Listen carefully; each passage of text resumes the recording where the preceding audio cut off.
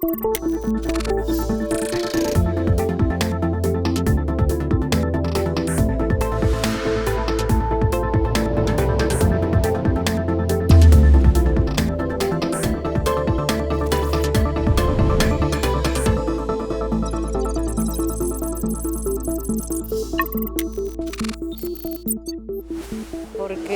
la menopausia yo la empecé a sufrir a los casi 50.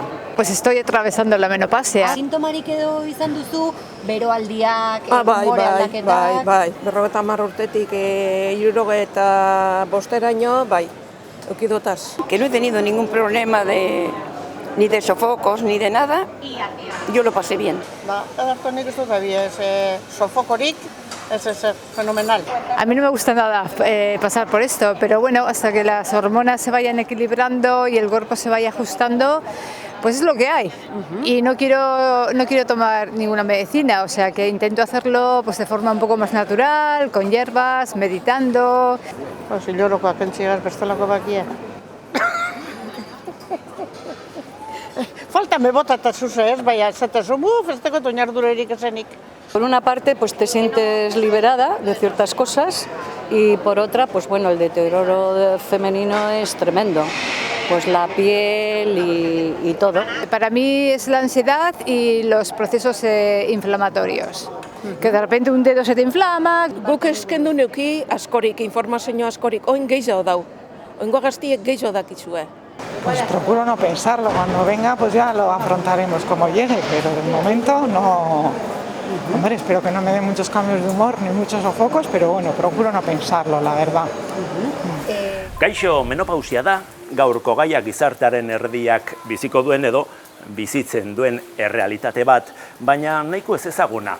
Oro har, zenbait ikerketak erakutsi du gai honen inguruan informazioa izateak lagundu egiten duela egoerari aurre egiten. Eta horixe da gaurko saioaren helburua. Menopausiari buruz jakin beharrekoak ematea. Menopausia hobeto bizitzeko eta ulertzeko. Guztioi egingo digu mesede.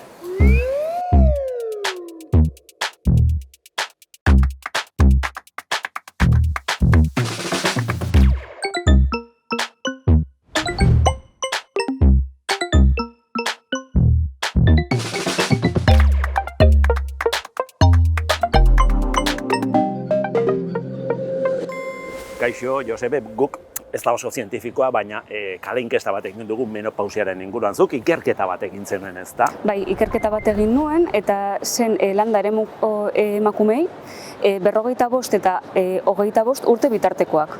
Ea zer pentsatzen zuten menopausiari buruz. Eta zer ondorio atera zenituen, zer ikusi zenuen? Bueno, alde batetik nazioarteko gaixotasun sailkapenean sartzen da menopausia gaixotasun bezala, baina orokorrean emakumeak ez dute uzten gaixotasuna denik. Hori alde batetik eta beste alde batetik sintomak ia ez dutela eta ez dute uzten esaera zaharrak edo sinesmenak edo horrelakorik menopausiaren inguruan. Iritzia galdetu zenienean zer ikusten zuten, gauza positibo ala negatibo moduan? Orokorrean gauza positibo moduan. Zergatik, alde batetik hilekoaren deserosotasuna kentzen zelako, eta beste alde batetik haurdun geratzeko arriskua edo galtzen zelako be bai. Sintomak bazituzten? Bai, orokorrean aldaketa sexualak eta beroak izaten zuten. Baina gehienak sintomarik gabe pasatzen zuten menopausia. Eta tratamenduari buruz hitz egingo bagenu, zer iritzi zuten tratamenduari buruz? Orokorrean, era fisiologiko bezala hartzen zuten menopausia, beraz, tratamendurik gabe. Baina, tratamendua beharrez gero, medikua erabiltzen zuten. Ginekologoa esandakoa. Gaurko saioa planteatu dugu jendeari informazioa eskaintzeko zerbitzu gisa, ez da. Zuk ikusi zenuen beste gauzetako bat izan zen mito sinesmen asko dagoela, ez da, menopausiaren inguruan. Eta informazio gutxi xamar. Hori da. Normalean, emakume bizitzaren inguruan hainbat sinesmen eta esaera zaharrak esaten dira. Eta menopausiarekin esaten dute adibidez. Menopausia llegatzen denean, zahartzaroa llegatzen da. Edo hilekoa galtzen denean, osasuna bebai galtzen da. Eta hori aurreritzia, mitoak dira. Hori da, mitoak dira. Aha, eta informazioaz ari garela, emakumeek norengana jotzen dute informazio bila? Normalean joaten ziren ginekologoaren kontsultara, baina kontuan hartu behar dugu gure ingurunean ez dagoela kontsulta ginekologoa publikoa. Normalean joaten dira ginekologoaren gana, edo ordun daudenean, edo minbiziren bat dagoenean, edo gaixotasun bat dagoenean. Beraz, normalean haurdun geratzeko arriskua galtzen denean, ja ez dira joaten ginekologaren eran. Beraz, informazioa biltzen dute bai lagun batetik, edo familiar batetik, edo horrelakorik. Eta, nire ustez, pena da ez erabiltzea erizaina edo emaginaren kontsulta horretarako. Zu proposatzen zenuen ikerketan protokolo bat, ez? Ezarri edo txertatu beharko litzatekeela osasungintza zerbitzuan. Hori da. Nire ustez, adibidez, pisua galdu nahi baduzu edo erretxeari utzi nahi badiozu edo horrelakorik badago erizainaren kontsulta, ezta? Lehen arretako erizaina. Zergatik ez joan menopausia ailegatzen denean edo emaginaren era, bai. Nik ikusi dut nire osasun zentruan adibidez, emaginak jarri duela martxan tailer bat taldeka egiteko menopausiarekiko hori hitzaldi labur bat. Beraz, pausotxoak ematen ari gara, baina oraindik bidea luzea dela esan daiteke. Bai, hori da. Oso ondo, eskerrik asko, Josebe. Bai, zuri. Medikuntzan menopausia une zehatz bati esaten zaio. Azken hilekotik 12 hilabetez jarraian menstruaziorik gabe egon osteko uneari. Gertaera horren aurreko trantsizio garaiari premenopausia deritzo eta ondorengo urteei posmenopausia. Fase bakoitzaren iraupena aldakorra da, baina hormonen aldaketek etapa guztiei eragiten diete. Izan ere, hainbat urte irauten dituen prozesu bat da, eta klimaterioa deitzen zaio. Klimaterioan gertatzen dena ezagutu nahi dugu. Etapa bakoitzean gorputzak izaten dituen aldaketa zehatzak. Emakumeengan sortzen dituen eraginak eta horiek arintzeko aukerak. Pasako gehan medika. Guztiari buruz galde egingo diogu Ane Garmendia, ginekologoari. Ginekologoa zara, klinika honetan, menopausia duten emakumeak hartatzen dituzu, hemen? Bai, horretaz gain baita ere, haurdunaldiak eta beste adineko emakumeak, baina bai, menopausiarekin dauden emakumeak ikusten ditugu dexente. Sarri ez da, baina horretaz galdezka etortzen dira? Ez dute galdetzen, ikusten dut inork ez du galdetzen. Normalean, zu galdetzen diezu, abertzen dauden etapa hortan eta ateratzen dira gauzak. Baina tema horrekin konkretuki ez datoz. Ez da etortzen, ez da. Gu menopausiaz ari gara, baina behar bada klimaterioaz hizketan aritu beharko genuke, ez da. Izan ere, klimaterioa da kontzeptu egokia, menopausia baino lehen hasten den prozesu hormonal bati buruz hitz egiteko, ez da. Hori da, bai, prozesu nahiko globala da, ez da. Ez da bakarrik menopausia hori zehazki 2-3 urte, baina baizik eta prozesu luzegoa da izaten da. 40 urtekin hasi daiteke eta 10-15, 20 urteko gauza bat izan daiteke. Prozesu bat hortaz. Garai batean, gaixotasunen zerrendan zegoen menopausia. Bai, lehenago hori esaten zen, emakumea menopausian erotu egiten zara baita ere. Nahiko konotazio negatiba dauka eta izan du. Eta orain hasi geha pixka eta hortaz horri buruz hitz egiten eta esplikatzen prozesu fisiologiko bat dela emakumearen bizitzan eta danok pasa behar duela prozesu hori hobeto edo okerro baino. Eta zer kabiarazten du prozesu hau? Hitz gutxitan esplikatuta, azkenen ovulategia glandula bada, ezta, emakumeana, eta horrek 50 urtekin hormonaren ekoizpena murriztu egiten du eta iristen da puntu bat nun ez dan hormona gehiago sortzen, ezta? Orduan horrekin hasten da prozesu hau.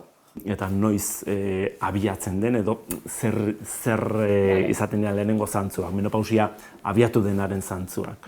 Adinatik esango dut ez dela beti adin berdinekin hasten, batzuri 50ekin hasten zaie, besteri igual lehenago, eta, bueno, prozesu hori esan bezala, luzegoa edo motzagoa izan daiteke pertsona bakoitzean. Beste topiko bat da, amaren adinak eragiten duela alabaren edo ondorengoen menopausia agertzeko adin hori, ezta? Egia da hori? Bai, egia da, baina ez da beti gertatzen. Badaude batzuk nun, nire amak ere 53ekin eukizun, eta niri ere horrela gertatu zait, baina ez du zertan. Baita ere, bizimoduarekin eta pertsonarekin generazio desberdinaga baita ere orain, eta aldatu daiteke adina hori, ez da beti sortzen. Hortaz, zein seinale dira klimaterioa abiatu denaren froga, ez? Ze seinale edo ze zantzuk esango digute klimaterioa abiatu da. Batzuri ez zaie sintomarik agertzen eta besteri 55 urtekin hasten dira hilerokoa nahiko arraro xamarra eukitzen, igual ez zaie etortzen 2 hilabetetan edo hilabete baten egun gehiagotan egoten dira odoletan, edo beste minan bat, sindrome premenstrual luzegoa, edo fuertegoa eukitzen dute. Obulutegiek 2 funtzio nagusi dituzte. Horietako bat, ezagunena behar bada, hilero obulu bat heldu eta askatzea da. Ondoren obulua falopioren tronpetan zehar uterora abiatzen da, eta ernaldu ezean, hilerokoarekin batera kanporatzen da. Klimaterioan, obulazioak alterazioak jasaten ditu, eta 12 hilabetez jarraian menstruaziorik eman ez denean, orduan heltzen da menopausia. Obulutegien beste funtzioa hormonak sortzea da, batipat estrogenoa eta progesterona.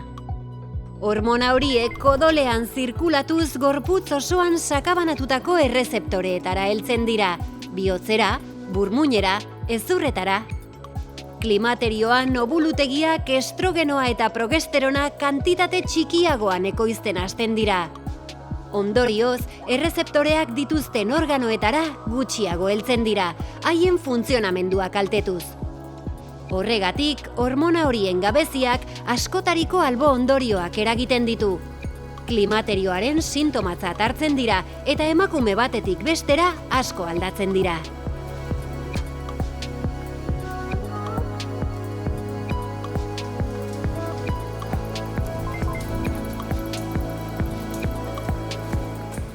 Alicia Martin Nietok Gurutzetako ospitalean egiten du lan endokrinologo gisa. Hormonetan aditua dela esan daiteke. Berak azalduko digu, inork baino hobeto, nola eragiten dion gorputzari estrogenoak eta progesterona ekoizteari uzteak.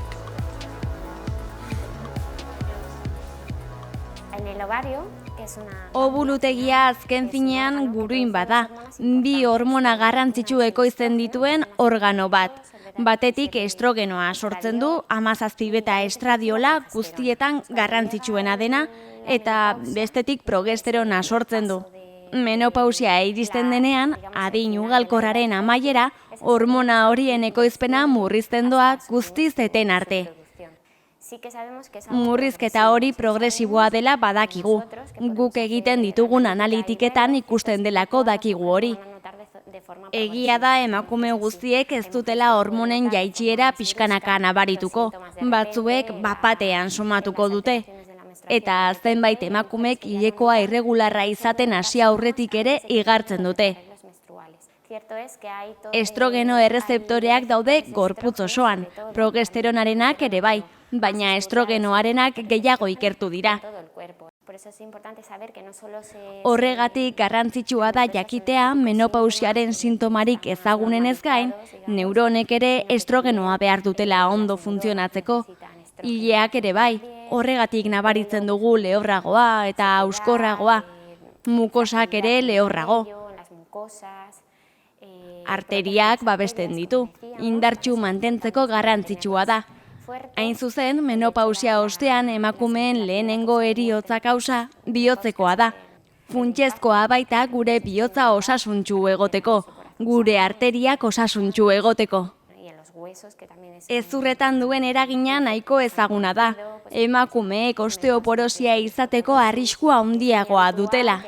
Nahiko ohikoa da baita ere aurretik hipertentsiorik ez zuten emakumeek, kolesterol arazorik ez zutenek, pisu normala zutenek, menopausiaren ondoren halako arazoak edukitzen hastea. Horri aurrea hartzeko oso garrantzitsua da dieta zaintzea, ariketa fisikoa egitea, tabakoa eta alkohola saihestea, hau da bizitza osasungarri bat izatea.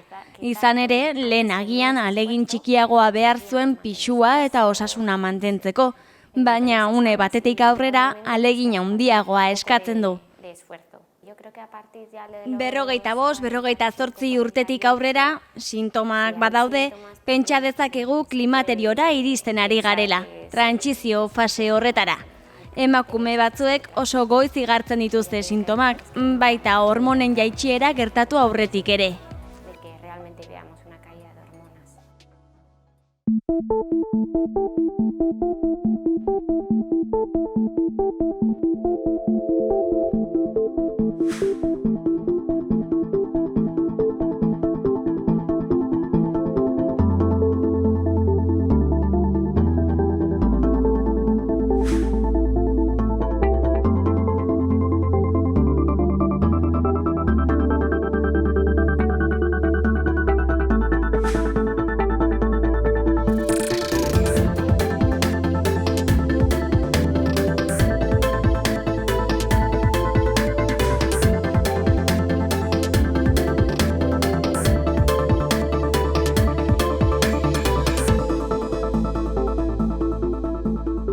Emakume guztiei ez die berdin eragiten menopausiak, ez da? Emakume bat mundu bat.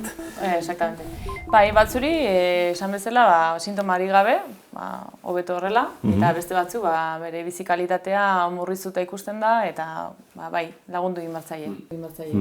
Zeintzu dira ohikoenak, sintomariko hori? Bai, lehenengoak izaten dira tipikoak, ez? Sofoko horiek, bai egunez, bai gauez, gauetan izaten badira, baitare insomnioa ikusten da, lo eginezin hori, takikardiak, nerviosismo, urruritasun puntu hori, depresio moduko bat, libido bajua baita ere, eta, horiek izaten dira epe motzera, ez da? Eta epe erdi luzera, hor ikusten dira lehortasuna vaginan, edo baita ere inkontinentzia puntu bat, eta gero epe luzera osasunan garrantzitsuak dienak, kardiobaskular mailan, obesidadea, diabetesa eta horrelakoa. Zer egin, nola egin aurre edo nola arindu ondorio horiek, sintoma horiek, ez? Hemen dituzue, zuek eskura dituzuen tresnak, ez da? Asko dauzkagu, Tratamendez ari gara. Hori da, opzio batzuk ekarri ditut, baina, hasteko opzio naturala dauzkagu, alternatiba oso onartua edo, emakumeak asko pozten dira, ikusten dutenean, ez dauzkagu bakarrik hormonak, baita ere alternatiba naturala dauzkagu, eta, ikusten dugu zein dan arazoa, ez? Gehiago insomnioa edo gehiago agian sofokoa, orduan dauzkagu fitoterapia moduko batzuk, edo neurotransmisoreak, baita ere, melatonina, vitaminak, horiekin desente pozik egoten dira, baina bai esaten duguna da hilabete batzutan hartzeko gauza dela, konstante, ez egun bat bai bestea ez, eta ikusteko laguntzen dien, eta bestela pasa behar gera beste tratamendu. Aukera naturalak eta beste tratamenduak esan dituzunean hormonaz ari zara, ez da? Hori da. Tratamendu hormonala badaukagu eta hasi beharko genuke gehiago jartzen, bakarrik 1 edo 3% emakumenak erabiltzen dute horrelako tratamendu bat. Nola hartu daitezke hormonak? Era desberdinetara, normalena izaten da pilula, ez da? Eguneroko pilula bat, hemen jartzen du egunetan hartu behar den zein, egunerokoa gauza bada, gure bai. Eta gero, segun eta ze emakume daukagun gure aurrean, baita ere beste formato batzu daude, partxe moduan aldatzeko astebeten 2tan, nahiko erresa izaten da, edo spray moduan eguneroko gauza bat. Kontxo, spraya. Hori da, spray edo gel edo krema moduan. Eta azalean eman behar da. Azalean eman behar da, hori da. rezeptore asko dauzkagu, grasa baita ere, eta horren baten da, bat, bi, hiru, depende ze dosis gomendatzen zaion, hori da. Hormonak, orantxari ginen esaten, ez dute oso ospe honik, ez da? Horregatik, portzentaia oso txiki hori, 1 ehuneko 3 arteko, ez? Onarpena, esango dugu, ez da? Zergatik, zer dago horren atzean? Berez esaten da, 20-25% beharko lukela horrelako tratamendu sustitutibo bat, bai? Eta bakarrik batean gaude, oso atzera. Europa mailan gaina oso atzean gaude. Hormonofobia horregatik. Zegoen ikerketa bat, orain dela urte asko egin zana, dalakoa, eta hor ikusi, eman zitzaien horrelako terapia hormonala edo zini. Emakume 60 urtekin, 50, arrisku faktoreekin, gaizki egindako gauza bat. Orduan, hor ikusi zen, bularreko minbiziaren arrisku inportante bat zegoela, hau hartu eta gero. Baina gaur egun ikusi da, beste ikerketa batzurekin, ez dela horrela, eta beste iritzi badokaguk. Arriskurek ez beraz, ez da? Exactamente. Emakume bakoitzari kasuan kasuko tratamendu hormonala eskainiko zaio, ez da? Pentsatzen dut. Hori da, oso individuala da gauza. Orduan guk hitz egiten dugu emakumearekin, ikusten dugu adina, pisua, errebisio egiten zaio baita ere, bai mamografia, bai ekografia bat, eta zerotik hasten gara ikusten dugu nun gauden eta ze sintoma dian, ze adina daukan, eta horrekin batera erabakitzen dugu bat beste. Eta noiz erabakitzen da hormonak behar ditu emakume honek. Sintomak larriak direnean, jasanezinak, bizitza kalitatea. Bai, esaten da bostetik bat, emakume bat, nahiko larrituta ibiltzen dela, sintoma hauekin, eta kasu horietan egon behar geha gainean, eta gomendatzen, bai bere bizikalitatea murriztu indalako, txartu indalako, eta hor, naturalak ez baldin badauka efekturik, orduan hormonalara jo behar dugu.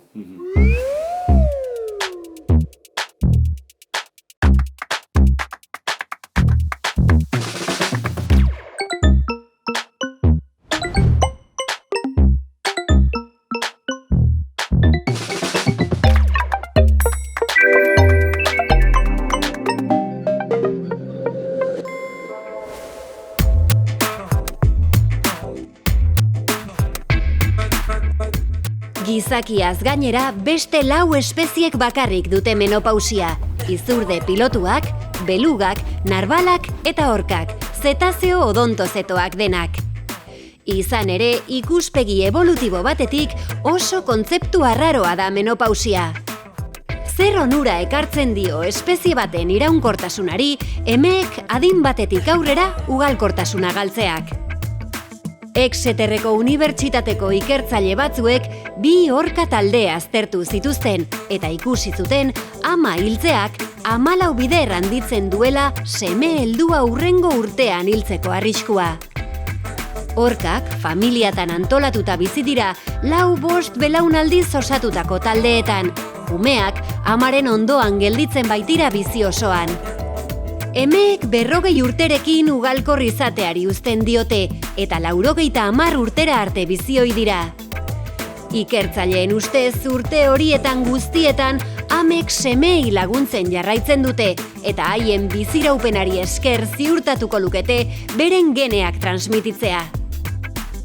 Antzeko ideia bat planteatu zuen 50. hamarkadan George R. Williamsek, amonaren hipotesia. Bere ustez, bilobak zaintzea oso eraginkorra da geneak transmititzeko, eta horrek konpentsatuko luke taldearen zati handi batek ugaltzeko gaitasuna galtzea. Hortaz, biologiaren ikuspegitik, menopausiak balio adaptatiboa duela esan daiteke. Sintomez hitz egin dugu, tratamendez hitz egin dugu, baina halere emakume asko pozik daude. Menopausia iritsi zaielako, ez da? Gauza positibo bezala hartzen duten. Ikusten dira batzuk, ez da, gehiena ez da, baina, badaude batzuk, posten dira, behaiek sufritu indute azkeneko 30 urtetan, hierokoarekin, bai minakatik edo bai kantida handiak izan dituztelako, anemia batekin gainera, burni hartzen eta arregla gabe poztu egiten dira. Baina beti ez da inpolita. Zuk ikusten dituzun kasuetan batez ere. Ez da oizkoa, ez. Hitz egin dezagun baita ere, bizi ohiturez, ezta? Izan ere oso lotura zuzena du menopausiak eta dugun bizita estiloak esango dugu, ezta? Sintomak arindu ditzakelako, besteak beste. Bai. Dirudi pixkat topikoa, baina hola da. Azkenen bizimodua beste pilar bada, oso garrantzitsua, eta prozesuan lagundu egin daiteke horrekin. Ez da pilula bat hartzen dut egunero, eta aztu egiten naiz beste gauzetaz, eta elikadura ez dut kontutan eukitzen, eta ez dut kirolarik egiten, ez? Azkenen dana dago barruan sartuta, eta bai, gomendatzen dugu, kirola egitea regularki, ez maratoi bat, baina, igual, 3-5 egunetan, azten 3-5 egunetan, kardio pixka bat, ez da jogin edo korrikatera behar, baina bai oinez, paseotxo bat, ordu erdi, eta kiroltxo bat sartzea, elikadura baita ere orekatu bat, ezta? Eta alkohola murriztea eta ez erretzea. Eta zertan laguntzen du horrek, ze sintoma arintzen ditu? Arintzen ditu, seguraski sofokoak eta takikardia horiek, ez da, hasieran, eta epe luzera garrantzitsuena bai, obesidadea, diabetesa eta kardiobaskularran gaixotasunak, ez da. Bihotzekoetan ere, zerikusia duela, ez, menopausiak.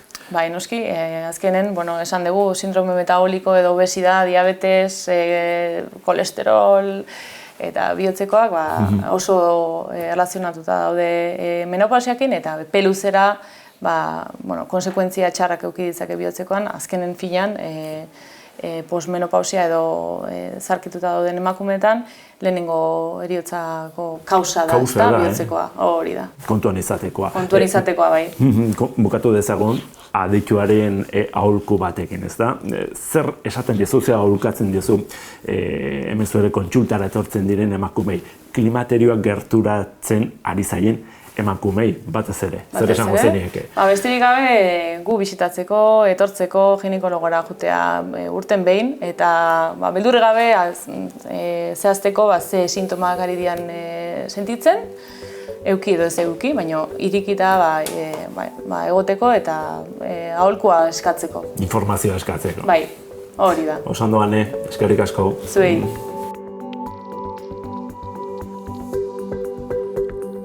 Informatu. Ginekologoari edo emaginari gertatzen ari diren aldaketei buruz galdetzeak menopausiari hobeto aurre egiten laguntzen du. Bizitza osasungarria egin, eta jakin posible dela menopausia eramangarriago egitea. Eta agur esan baino lehen, proposamen bat. Donostian egiten den puntako ikerketa ezagutu nahi baduzue, Alderdi Ederren paseatuz batera jaso dezakezue informazio hori. Egin esan dezakegu, hemen Donostian daukagula munduan azpiegitura bat onenetakoa, nanoteknologiaren arloan. Donostia erreferentea da polimeroetan, duela urte askotan bertan egindalako ikerketa.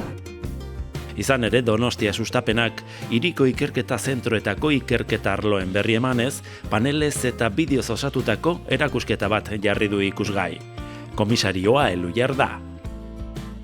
Terapia aurreratuak, ordenagailu kuantikoak, neurozientziak, polimeroak, nanozientzia, astropartikulak, urriaren 28 arte egongo da ikusgai. Gonbidatuta zaudete.